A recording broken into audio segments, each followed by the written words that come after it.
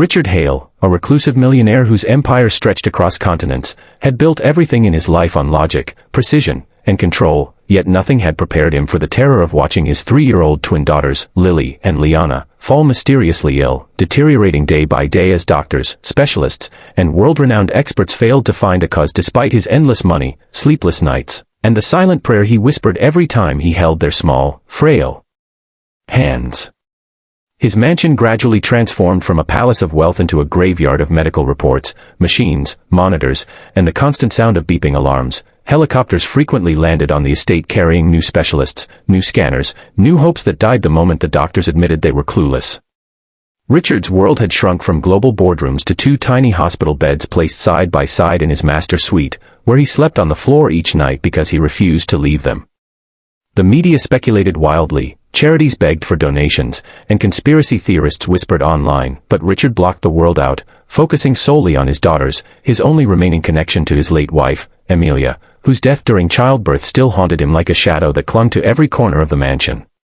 With every passing week, the girls grew weaker, their once bright blue eyes dulled, their giggles disappeared, and their tiny bodies trembled with a fever no medicine could break.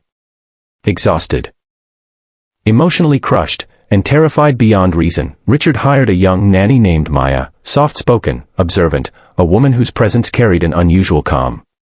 He hired her not because she was the best, but because she was the only candidate who didn't seem intimidated by the mansion's gloom or his cold demeanor. From the first moment she stepped inside, Maya sensed something deeply wrong, not just with the girl's health, but with the house itself, the coldness of the rooms, the heaviness in the air, the strange silence at night when even the wind seemed afraid to move.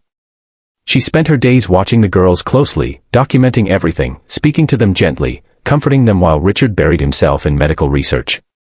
And as days passed, she noticed patterns no doctor had cared to see. The girls worsened only when they were inside their bedroom. They always complained of nightmares involving a shadow mommy, their fevers rose at the same time every night, and an unusual scent lingered around their beds despite the room being sterilized daily.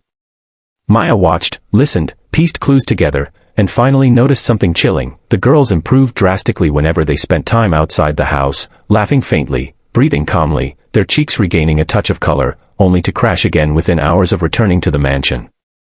Determined, she searched the room while Richard was away and found old baby items belonging to Amelia sealed in a trunk under the floorboards, covered in a strange white residue she didn't recognize.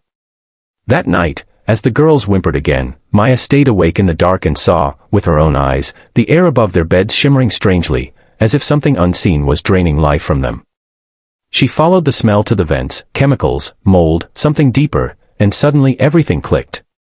Racing to Richard, she told him everything she had found, and though he dismissed her at first, interview praising my leadership felt meaningless, because the strongest empire I could have built had collapsed the day I walked away from a child who needed me.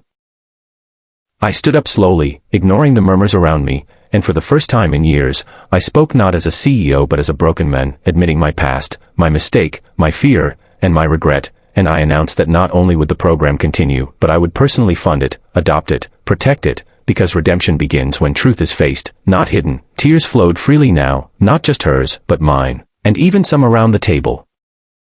Because people don't connect to power, they connect to honesty, and as the meeting ended, my life as I knew it was gone, replaced by a chance to become the man I should have been all along.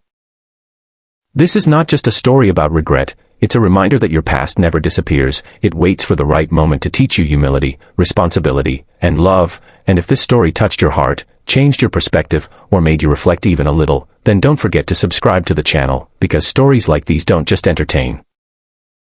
They heal, awaken, and remind us what truly matters, and by subscribing, you become part of a community that believes powerful stories can change lives.